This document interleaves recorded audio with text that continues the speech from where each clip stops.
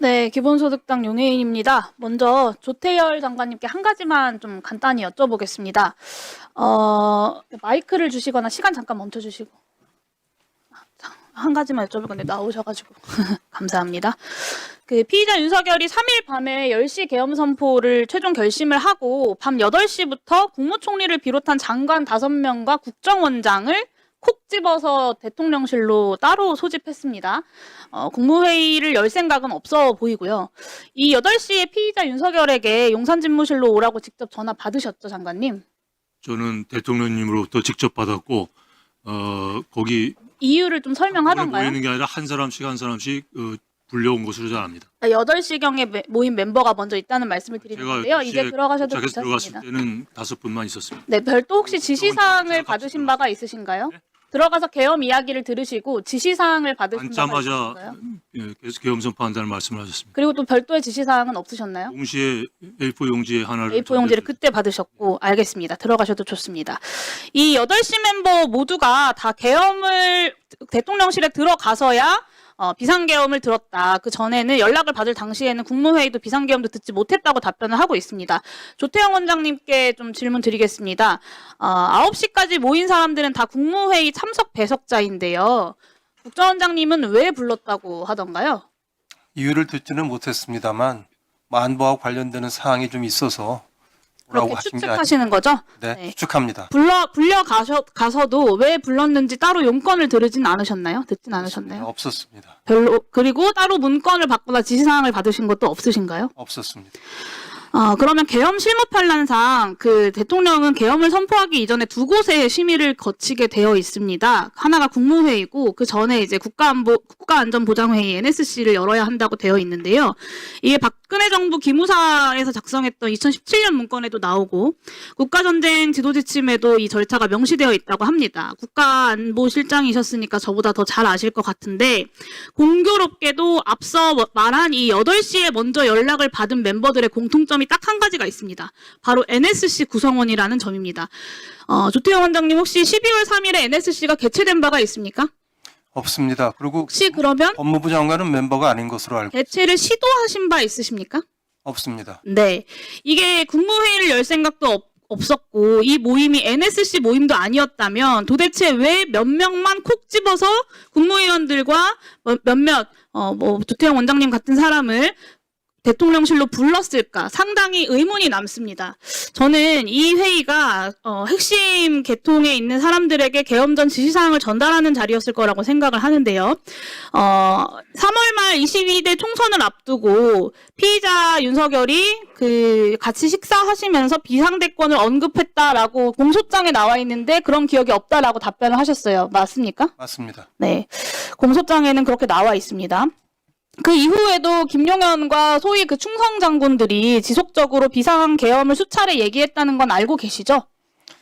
공소장이 나온 다음에 언론 보도를 통해서 아셨고, 맞습니다. 여기 계신 분들이 다 아시는 것처럼 거의 9개월 동안 국방부 장관을 비롯한 군 장성들과 피의자 윤석열이 치밀하게 이 비상계엄을 기획하고 검토를 했습니다. 저는 절차적 요건 정도는 얼마든지 검토할 수 있는 시간과 그런 경험이 있었다고 생각하는데요.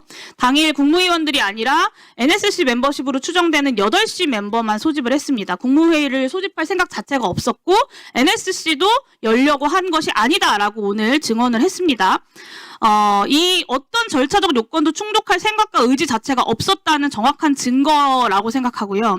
처음부터 실패하면 내란, 성공하면 혁명이라는 식의 사후 정당화로 이 실체적 절차적인 요건도 충족시키지 못하는 이 위헌성과 불법성을 인지하고도 군경을 동원해서 친위 쿠데타, 국헌 문란을 벌였다라는 것입니다.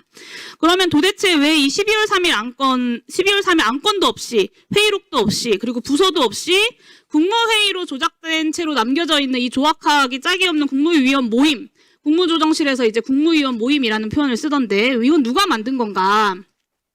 부를 생각도 없었던 국무위원 몇 사람을 9시 넘어서 더 불러가지고 국무회의 정족수 11명을 채우고 마치 소집된 것처럼 꾸며서 절차적 요건을 충족한 것처럼 조작하려고 했던 내란 공범이 누구인가를 묻지 않을 수가 없습니다.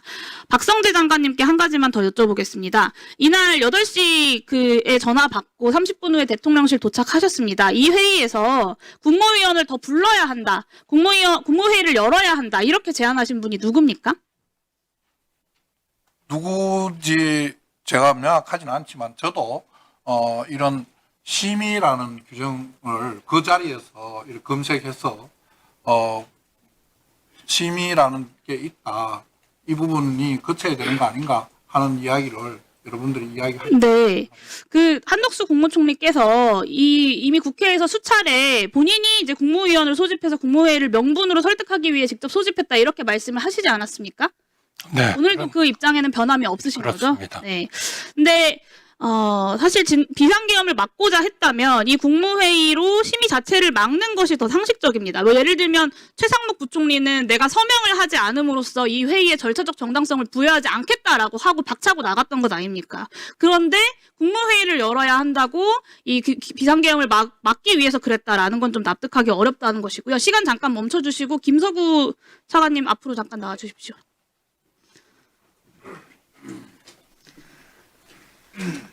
네. 그 한덕수 총리가 일관되게 이 비상계엄에 반대하기 위해서 국무회의를 명분으로 국무위원들을 소집했다라고 진술을 하십니다. 근데 검찰 공소장에는 피의자 윤석열이 국무회의 심의를 계획했고 국무위원을 소집했다라고 적시하고 있거든요. 네네. 이거는 한덕수 총리가 거짓말을 하고 있거나 아니면 공소장이 좀 사실과 다르거나 둘 중에 하나 아니겠습니까? 네, 그 부분은 약간 평가의 문제일 수는 있는데 재판 과정에서 당시에 있었던 그 회의의 성격이 어떤 것인지 검토가 될 것 같아요. 네, 이게 이제 공소장이 김용현의 진술을 가지고 만들었기 네. 때문에 벌어진 일일 거라고 생각하는데 이런데도 조선일보 보도에 따르면 김용현 전 장관만 기소하고 국무위원들에 대해서 무혐의를 검토하고 있다라는 보도가 검찰발로 나왔습니다. 네. 그렇게 해서 되겠습니까? 검찰 수사본부로부터 저희가 본부가 직접 보고를 받지 않은 사항이라 언론 보도 외에는 알 수 있는 건 없는데 네, 국무위원들에 대한 철저한 조사가 이루어질 수 있도록 차관님께서 좀 알겠습니다. 각별히 조치해 주시길 바라고요. 네, 잘하겠습니다. 이 윤석열 내란 사태의 정당성을 더해줄 뻔한 초유의 이 국무회의 조작 사태가 한덕수 총리가 본인이 말씀하셨던 것처럼 본인이 기획하고 대통령이 여기에 공조했다라는 건 이미 나온 지 오래입니다. 검찰 공소장의 국무회의 부분이 윤석열이 왜 8시 멤버를 먼저 소집했는지 그리고 국무위원들이 왜 두 차례로 나뉘어서 일부만 소집되었는지 이 국무회의 조작 사태가 예견된 이 국무회의가 왜 최소한의 절차조차 갖추지 못했는지를 제대로 설명하지 못하고요. 네, 마무리해 주십시오.